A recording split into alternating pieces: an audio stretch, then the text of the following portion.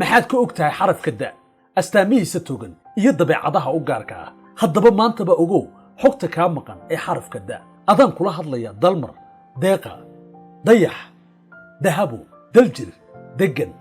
ducaysane dulmar inakeen aan daaha kaaga qaado balaan ku hormarno sifooyinka togan ee xarafka da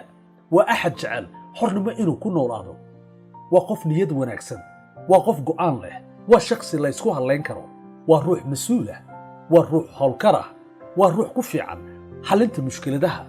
waa qof ka mira dhaliya hadafkiisa waa qof daacad u ah jacaylkiisa waa qof ku fiican ballanqaadka isla markaana ka soo baxa haddaan dul istaagno astaamaha taban ee xarafka da waxaa ka mid ah ma jecla dhagaysiga dadka kale way isku fiican yihiin dhinaca muranka waa shakhsi xanaaqlo ma dhabbaa ma leedahay astaamaha xarafka d